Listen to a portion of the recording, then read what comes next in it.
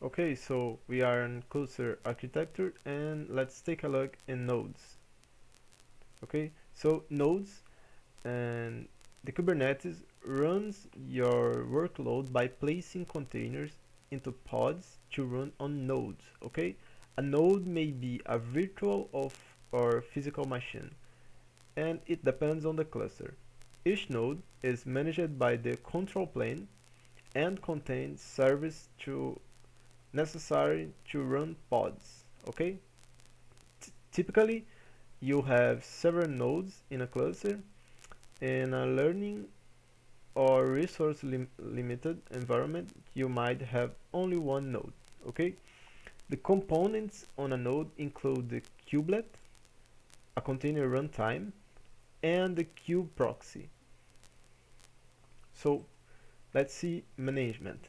There are two main ways to have nodes add to the API server.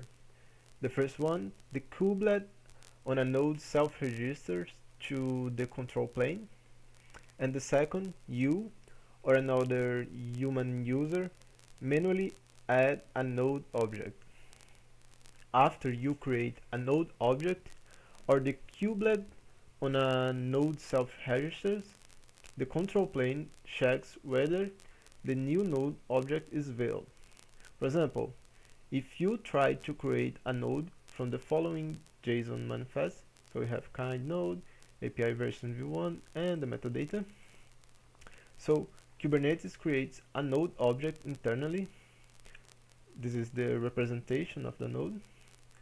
And Kubernetes checks that a kubelet has registered to the API server that matches the metadata.name field on the node. Here, this metadata here, and this name. Okay, and if the node is healthy, for example, all necessary services are running, then it is eligible to run a pod. Otherwise, that node is ignored for any cluster activity until it becomes healthy. Take a note, Kubernetes keeps the object for the invalid node and continues checking to see whether it becomes healthy.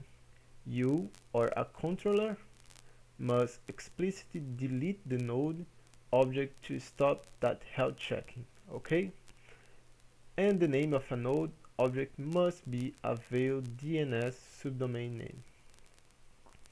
So let's talk about node name uniqueness.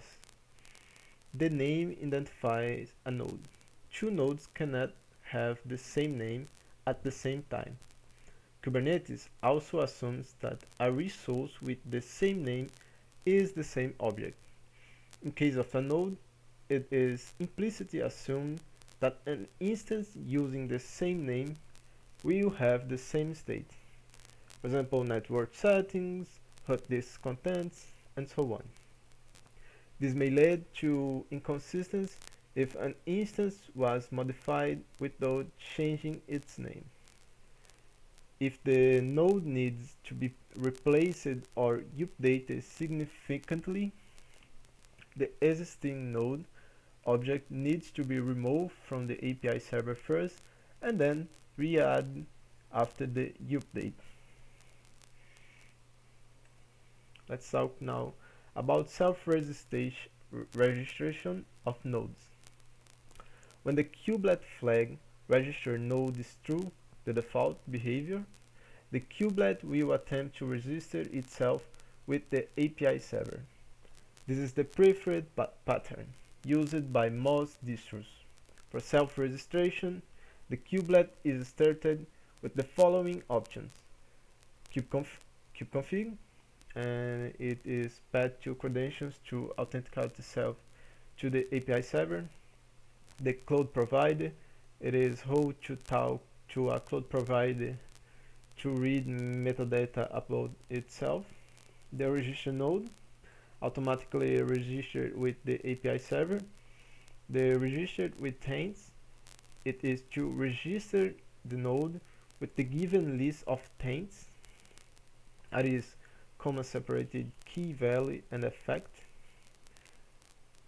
And this is also no-op, if registered node is false. Okay.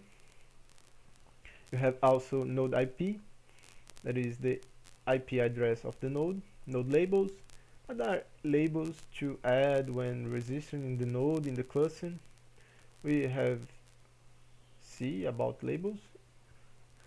And node status update frequency, that specifies how often kubelet posts node status to master. Okay.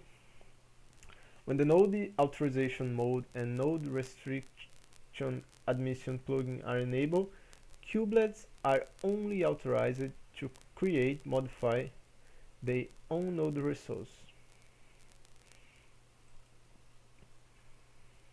Now let's take a look in manual node administration. You can create and modify node objects using kubectl. When you want to create node objects manually, set the kubelet flag register node equals to false, and you can modify node objects regardless of the setting of the register node. For example, you can set labels on an existing node or mark it unschedulable, and you can use labels on nodes in conjunction with node selectors on pods to control scheduling. For example, you can constrain a pod to only be eligible to run on a subset of available nodes. Marking a node as unschedulable prevents the scheduler from placing new pod onto that node but does not affect existing pods on the node.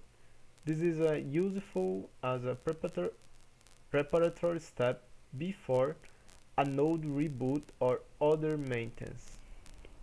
To mark a node as unschedulable, run kubectl cordon and node name. Take a note: pods that are part of a daemon set tolerate being run on an unschedulable node. Okay. And daemon sets typically provide node local services that should run on the node even if it's being drained of workload applications. So that's it, and I hope you see you in the next.